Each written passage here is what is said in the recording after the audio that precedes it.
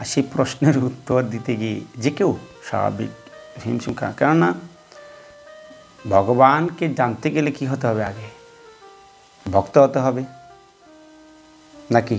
ভগবান বলছেন ভক্তা মাম অভিজানাতি। যদি আপনি আমি কৃষ্ণের ভক্ত হই তাহলে কৃষ্ণকে আমরা জানতে পারবো, কৃষ্ণের লীলা তত্ত্ব কথাও জানতে পারবো সহজে। আর যদি ভক্ত না হই তাহলে কৃষ্ণের লীলা এবং কৃষ্ণের যে কার্যকলাপগুলো বোঝা আপনার আমার জীবনে অনেক কঠিন হয়ে দাঁড়াবে। যা কঠিন যে এই সমস্ত মানে দুর্দশা কীরকম, যে কৃষ্ণের যে লীলা কথা, যে বিভ্রান্তিকর কথা আমরা অনেক সময় মনে প্রশ্ন জাগতে পারে।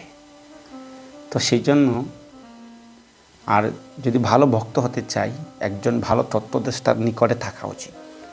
কোনো আনুগত্য থেকে অনেক সময় কী করে আমরা আনুগত্য থেকে এটা গ্রহণ করতে চাই না, আমরা কি করি? বিভ্রান্তিকর প্রশ্ন করি। তো বলে কি যে রাধারানী কৃষ্ণের মামি, বলা হয়। কেন রাধারানীকে কৃষ্ণের মামি বলা হয়? এর অর্থই বা কী? আপনি আমি এরকম বুঝায় তা রাধারানী কৃষ্ণের মামি এরকম বলে। তো আসলে চৈতন্য চরিতামৃত থেকে আমরা একটু শুনি। শ্রী চৈতন্য চরিতামৃতে বলা হয়েছে, কৃষ্ণ বাঞ্ছা পূর্তি হেতু করে আরাধনে অতএব রাধিকার নাম পুরাণে বা খানে। পুরাণে বা খানে কেন বলা হয়েছে? তো পুরাণে বলা হয়েছে শ্রীকৃষ্ণের বাম পার্শ্ব থেকে আবির্ভূত হয়ে সহসা তার শ্রীপাদপদ্মে সেবার জন্য যিনি ধাবিত হয়ে পুষ্পচয়ন করেন, শ্রীকৃষ্ণের প্রথম আরাধনার বিধান করেন, তিনি হচ্ছেন কি? রাধা। কেন? কোথা থেকে প্রকাশিত হয়েছে? যে এটা পুরাণে বর্ণনা করা আছে। বলা হয়েছে যে কৃষ্ণের বাম পার্শ্ব থেকে তিনি আবির্ভূত হয়েছেন। আর আবির্ভূত হয়ে তিনি কি করলেন? যে পুষ্পচয়ন, যে কৃষ্ণ সেবার জন্য যিনি রাধা অনেক ধাপিত হতেন। কীরকম? ধাপিতা মানে হয়ে তিনি সেই পুষ্পচয়ন করতেন কৃষ্ণ আরাধনার জন্য। আর তার ওনার নাম হচ্ছে রাধা। পরবর্তীতে আরও তিনি বলা হয়েছে শ্রী চৈতন্য চরিতামৃতে অনেক সুন্দর কথা কৃষ্ণদাস কবিরাজ গোস্বামী তিনি বলছেন, মহাভাব স্বরূপ শ্রী রাধা ঠাকুরানী সর্বগুণ বলছে সর্বগুণ কণি কৃষ্ণাকান্তা শিরোমণি। কেন বলা হয়েছে? মহাভাব স্বরূপ শ্রী রাধা ঠাকুরানী সর্বগুণ কণি কৃষ্ণকান্তা শিরোমণি। তো বলছেন মহাভাব স্বরূপিণী শ্রীমতী রাধারানী হচ্ছেন সমস্ত গুণের আধার, সমস্ত গুণের আধার এবং শ্রীকৃষ্ণের প্রিয়সী গণেরও তিনি শিরোমণি শ্রীমতী রাধা ঠাকুরানী। দেখেন, প্রথমে আমাদের ভাবটা বুঝতে হবে যে রাধারানী কে, রাধারানী কোথায় থেকে আসছেন, রাধারানী অর্থ কী। এটা না বুঝে যদি আপনি আমি উল্টাপাল্টা প্রশ্ন করি রাধারানী হচ্ছে কৃষ্ণের মামি, শুনবো, আপনারা মনোযোগ করে শুনুন। দেখেন আরও অনেক সুন্দর কথা এখানে রয়েছে। তো বলছেন গোলকে শ্রীকৃষ্ণ বা শ্রীমতী রাধা নিত্যকান্ত রূপে বিরাজমান। আর সেই কথা শ্রী ব্রহ্মসংগীতায় বর্ণনা করা হয়েছে। ব্রহ্মসংগীতা তো জানেন আপনারা। তো সেখানে বর্ণনা হয়েছে পরম আনন্দদায়িনী শ্রীমতী রাধারানীর সঙ্গে যিনি স্বীয় ধাম গোলকে অবস্থান করেন এবং শ্রীমতী রাধারানীর অংশ প্রকাশ চিন্ময় রস এর আনন্দে পরিপূর্ণ ব্রজ গোপিকারা তার নিত্য সঙ্গিনীর সেই আদি পুরুষ গোবিন্দকে আমি বারংবার ভজনা করি, বারংবার প্রণাম করি। সে কথাকে বলছেন ব্রহ্মায় বলছেন, তিনি কোনো সাধারণ কোনো অংশ না। এখন আমরা দেখতে পাই আমরা রাধারানী জানতে পারলাম কে।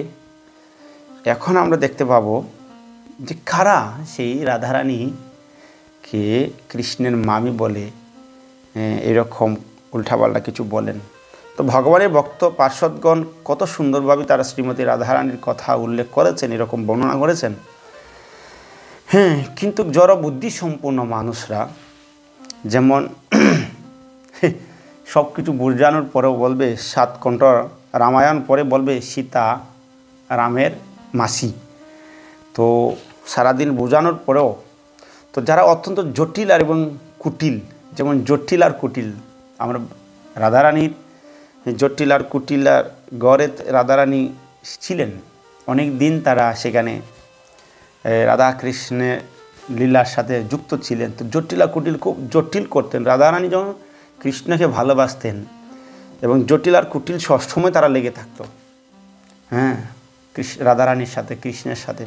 তো এই জন্য আমরা দেখতে পাই যারা জটিল এবং কুটিল মানসিকতা সম্পূর্ণ লোকরাই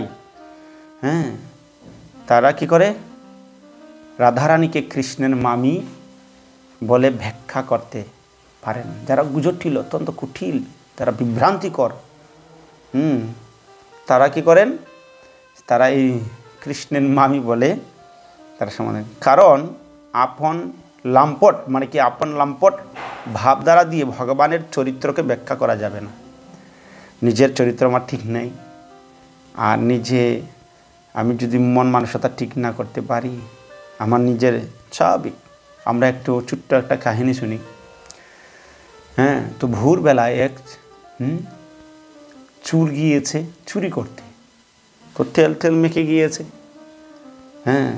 তো মেখে সে তখন চুরি করেছে কোনো গৃহে, চুরি করে কাদা উদা লেগেছে, তো জলের ঘাটে গিয়ে সে কাদা ছাড়াচ্ছে। তো দূর একটু অন্য পারে দেখতে পেল, সেখানে দেখতে পাচ্ছে যে একটু দূরে সে তাকিয়ে দেখলো যে একজন ভোরবেলা উঠে মুরব্বী, তিনি হাত পা ধুচ্ছেন। তো চুরি ভাবছে, হায় আমার মতন আরেকজন চুর দেখা যাচ্ছে, মনে হয় চুরি করে আসছে হাত পা ধোয়ার জন্য। কিন্তু উনি গিয়েছেন তো সকালে ভজনা সাধনা করবেন, তো উনি হাত পা ধুয়ে এসে তপস্যা করবেন। তো উনি ভাবছেন হায় আমার মতন, তিনিও ভাবছেন আমার মতন আরেকজন সে সাধু দেখা যাচ্ছে, বাহ কত ভালো। তো যে মনোভাব সেই নিয়ে চিন্তা করে। তো যারা আপনার মাসে লম্পট মনোভাব চরিত্র নিয়ে যদি এইভাবে বিচার করি, তো বলা হয়েছে এই ধরনের বিভ্রান্তিকর চিন্তাধারা আসলে কৃষ্ণের মামি রাধারানী এরকম হচ্ছে কি অত্যন্ত বিপজ্জনক। তো বিশেষ করে যদি আপনি স্বর গোস্বামী গ্রন্থগুলো পড়ি, স্বর গোস্বামী যেমন শ্রী সনাতন ভট্ট রঘুনাথ, শ্রীজীব গোপাল ভট্ট, দাস রঘুনাথ, স্বর গোস্বামীদের ওনারা যে গ্রন্থগুলো লিখেছেন, ওনাদের যে অধ্যয়ন গ্রন্থগুলো যদি আমি স্টাডি করি, তাহলে কী হবে দেখতে পাবো আমরা অনেক সুন্দর। তাহলে কি হবে, আমরা সেই রাধা কৃষ্ণের যে তথ্য সেটা যথাযথভাবে আপনি হৃদয়ঙ্গম করতে পারবো, আর ভালো একজন ভক্ত হতে পারবো। আর সেই এরকম মনোভাব নিয়ে, দুশ্চিন্ত মনোভাব নিয়ে কখনো ভালো ভক্ত হতে পারবো না। তো সেই জন্য আপনারা একটু গ্রন্থকে স্টাডি করুন, যেহেতু ভগবান বুদ্ধি স্মৃতি শক্তি দিয়েছেন, এবং সাধুগুরুগণ আছেন, ভালো তত্ত্ব করে জেনে আমরা সেটা সুন্দরভাবে উপলব্ধি করতে পারবো, অন্যজনকে ভালো কিছু বলতে পারবো। হরে কৃষ্ণ।